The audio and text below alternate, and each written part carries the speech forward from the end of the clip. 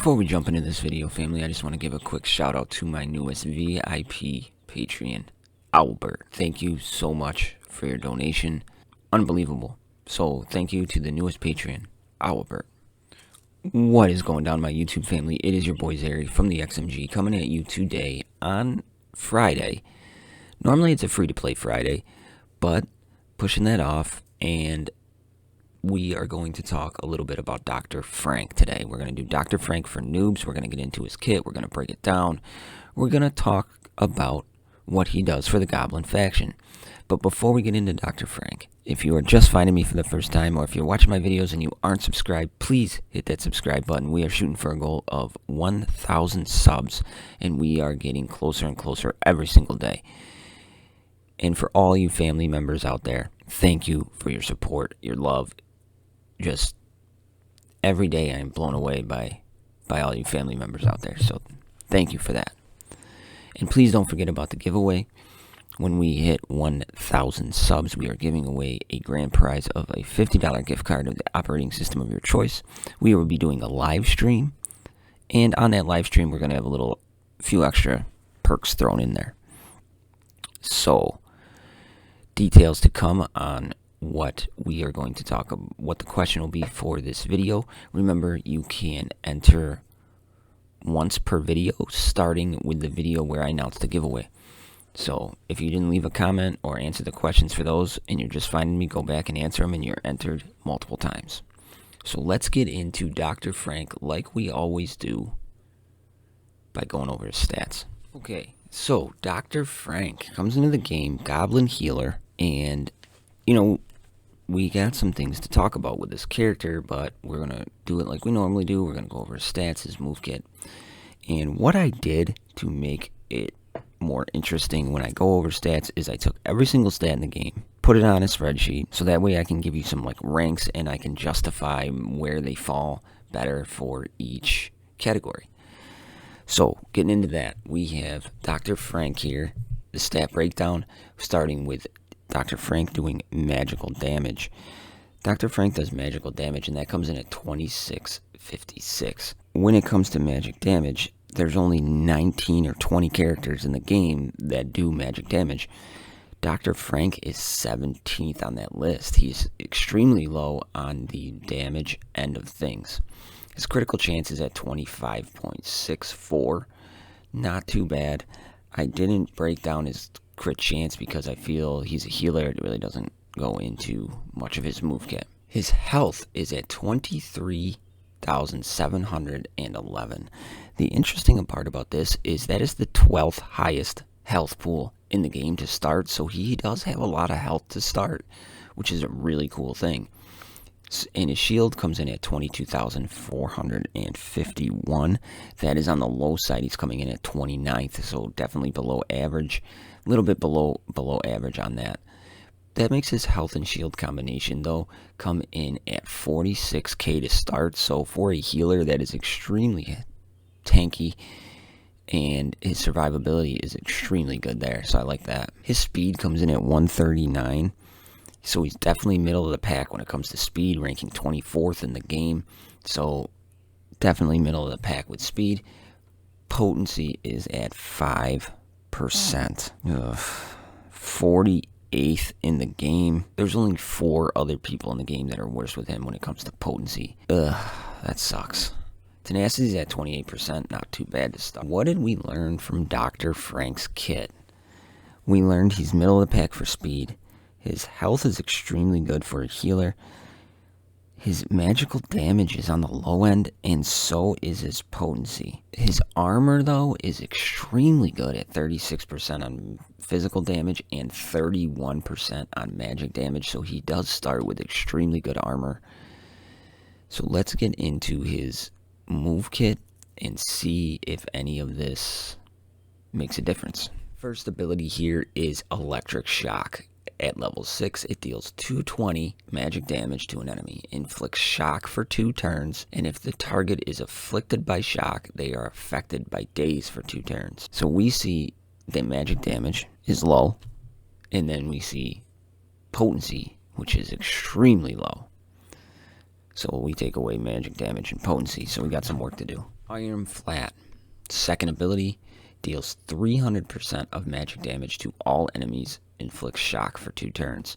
So we see here an AoE with 300% of his magic damage and the chance to inflict shock for 2 turns. So again, we see magic damage and potency. Playing this character, you want to start with Iron Flat. It's the first move you should do. You get out all that mass shock. If it sticks back, and you do your electric shock, which you can inflict electric shock off your basic, but you want that shock AoE for when the assists come in. So we'll kind of get into that as we go. But again, we see magic damage and potency. Healing Charge restores 350% of Dr. Frank's magic damage to shields of all allies. Restores health to all allies equivalent to 50% of the restored shield. This is an interesting mechanic, and reading it, it really sounds fantastic. Using it, it has its pluses and its minuses, and we'll kind of go over that the more we go.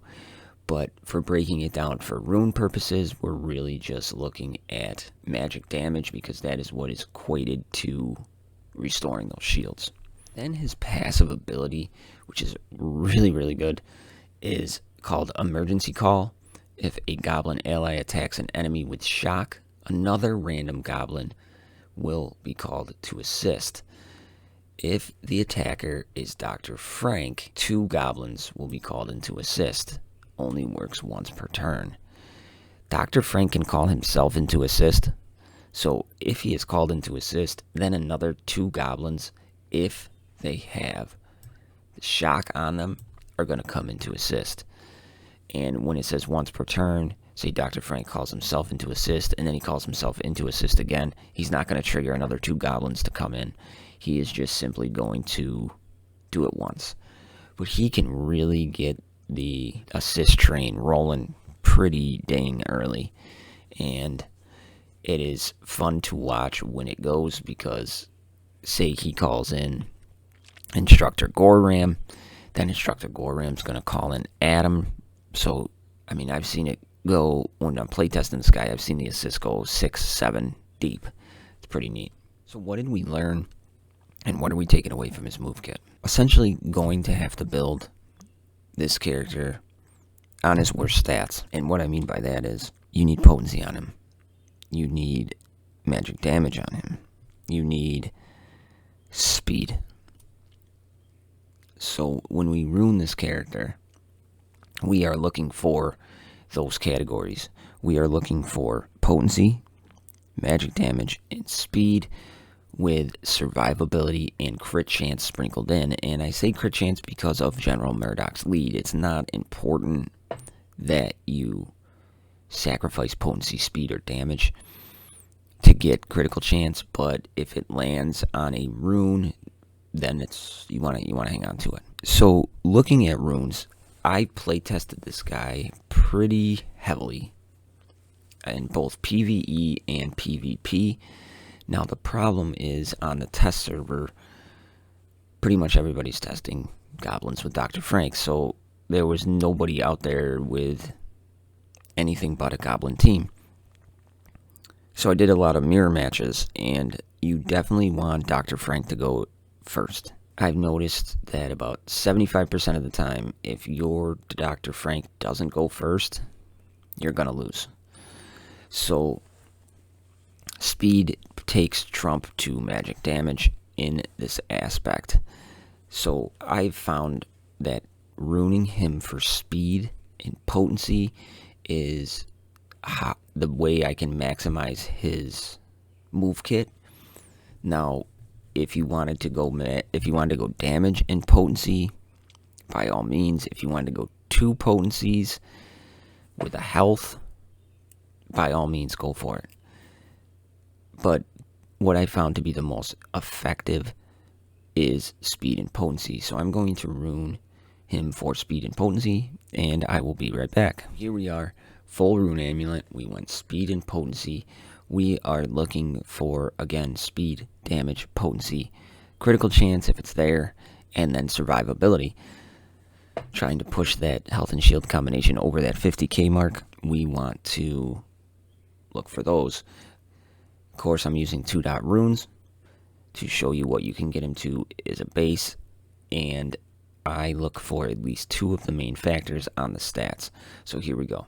We have the northern rune, we have damage, shield, potency, hit twice, which is nice, and damage and tenacity. Tenacity is meh, but we got the damage hitting twice, we got potency, and some shield bump is nice. Obviously, in the northeastern rune, we went for speed, and we have health, damage hit twice, and some shield. In the southeastern rune, we have to have armor, so we have potency hit twice, we have some shield, some speed, and some health. In the southern rune, I went with damage. Now, you could go critical chance here for the chance for the assist and the turn meter gain under the Murdoch lead, but I went with damage because his damage is so low, and I wanted at least 1 rune with a damage primary to give him a little bit of a bump in his damage. So if you wanted to go critical chance here, by all means go for it. And then I went with a shield, armor, potency, again hit twice with 1 speed. Now in the southwestern rune, I went with a shield primary. You could go health. It's really on the best stats, secondary stats, but stacking shield on this character because of his heal, which we'll get into later, is more beneficial in my mind than health. So I went with shield primary, critical chance, potency, health, and then speed. And then in the northwestern rune went potency, 100% go potency in this rune. Excuse me, I found damage hitting twice, speed, and tenacity. So let's see what it did to his stats. Okay, we brought up his magic damage to 2889. Definitely more respectable. 233 off of 1 primary or 2 primaries, I'm sorry, and some secondaries I will take. Almost to 2900, so definitely way better than where we were. Critical chance we brought up 1%. Again, I'm not too worried about that because you want him to go as fast as possible. Brought up his health to 24,003 and his shield up 25,811. So that puts him right under the 50k mark. So I'm okay with that. You know, I was trying to break that 50k mark, but definitely okay with where we have him there. We brought up his armor by 1.3% roughly by both, bringing it to 37.9, almost 38, and 32.9, almost 33. So his armor is very good. We brought up his speed 45 to 184. That is awesome for what we are trying to do. Now, if you have those 3-dot, 4-dot runes with higher speeds, definitely slap them. If you're going to run a goblin team, you want him to be the fastest out of the gate. He should be prioritized to be the fastest, so definitely stack him with speed.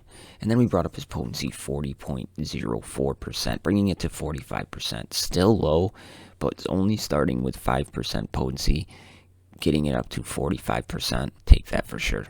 So we have done some really good things we've set out to do. We've increased Frank's potency.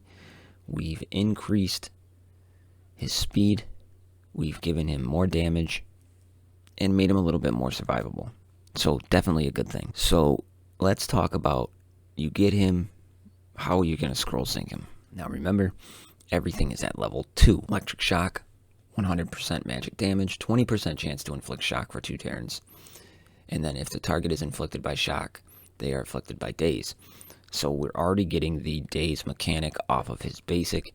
20% chance to inflict shock, not terrible. His Iron and Flat, 120 magic damage to all enemies and inflict shock for 2 turns. So we're already getting shock only going through the 1 potency tenacity check. Healing Charge restores 140% of Frank's magic damage to shields of all allies and restores health to all allies equivalent to 50% of the restored shield. So we're already getting the health benefit, and as we go up, it's just shield that's restored. So this is definitely a different style of character. Normally, restores health to all allies. That would come in at level 6, and we're not seeing a lot of that. If you go back to his Iron and Flat, the shock inflicts shock for 2 turns. Usually this is a percentage to level 6, so I really like how you're getting the benefit of his move kit. And again, the days for 2 turns, maybe it'd only be 1 turn, and then at level 6 it would go to 2. So then his emergency call, if a goblin ally attacks an enemy with shock, there's a 30% chance for another random goblin to be called in to assist.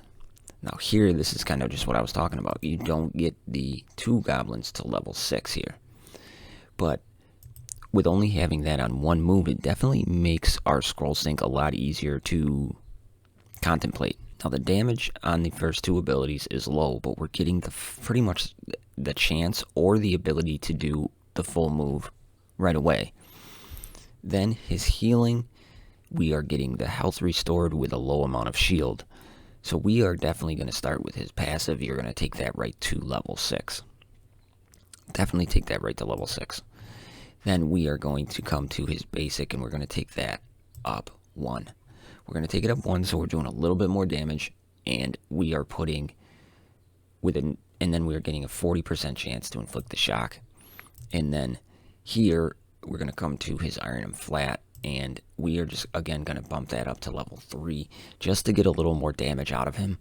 So that is good. Then we are going to come to his healing ability, and we're going to take that right to level 6. Definitely take it right to level 6. Then we are going to come to his iron and flat, take that to level 6, and his electric shock to level 6. So we're just starting with his passive, which is amazing. Then we are just bumping up. You could even bump up these 2 here, 1 before you went to his passive, but either way you do that is okay, just to squeak out a little bit more damage. And then you take his heal all the way up to level 6, and then finish off his second ability, and then his basic. Alright, so we are going to talk a little bit about Dr. Frank, and then we are going to get into some gameplay. I have a PvP match, and then I have a PvE match. So let's talk about Dr. Frank for a minute. Dr. Frank is a very, very good character for the Goblin faction. Now, his heals are a little misleading, I have to admit, but they got some really cool positives. Now in the when you watch the PvE match, you will see that when you heal someone, the health you get is extremely underwhelming. He has one of the only heal, essentially, mechanics you want to use whenever it's available. I know it sounds weird, but as you're watching, if a character has full shield and you use your healing charge, they will start to get the purple on their shield. Pop this right off the bat. You are giving them way more survivability, and the enemy team has to come take that down even further. So the more I play tested him, the more I found you want to just pop that healing charge, even if you don't need it, to make your team that much more survivable. I give it to the equivalent of Patriarch Chi, when Patriarch Chi does his, I think it's his third ability. I'm sorry, his second ability. Patriarch Chi gives an ally shield equal to 700% of Patriarch Chi's magic damage. So when you use that, you see he gains the purple above his head. That is the same thing with Dr. Frank's healing charge. So that's kind of cool. And in my opinion, he is a must for that 5th slot in a Goblin team. He's a very, very good character with a lot of cool mechanics, and he can get the assist train rolling. I've seen him call into the assist a half-pig henchman, which then called in all 4 half-pig henchmen. It's crazy.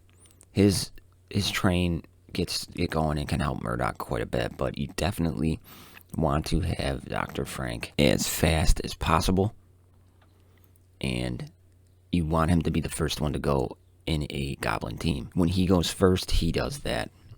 You get out the iron and flat, and it gets the shock out there. So that way, if you start calling in assist on other characters and he comes in to assist, he's applying that daze. He's attacking somebody with that shock already, calling in 2 more people to assist. And as you see in the videos, when they pop up, I ran Murdoch lead, Shot and Frank in the back, Adam and Gore ram. And it is a fun thing to play. I hope you enjoyed the Dr. Frank for noobs. If you do not have a Goblin team, you're not stopping what you are doing to farm Dr. Frank. If you are working on your Goblin team, like myself, then he becomes a must farm and you get him going. Unfortunately, I can't give anything about being meta and taking down the demon team because I was unable to fight one. But I believe the addition of him to a goblin team fighting the demon more doom team is definitely a plus, because he's going to start inflicting dazes, and that means you're pretty much nullifying Slinger's leadership. Daze does not allow you to gain the turn meters off the critical chances. It nullifies Shadar, who's giving out turn meter. So definitely will be able to take down a demon team 100% of the time. I don't know. And on defense, it really comes down to who's faster. So if you don't like the demon more doom composition, Goblins with Frank definitely will be viable in arena.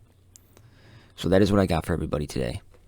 Don't forget about the giveaway. So the question for the day is, are you farming Dr. Frank? Why or why not? So that is what I got for everybody today. Leave you with the videos. I love y'all. I'll see you in the next one.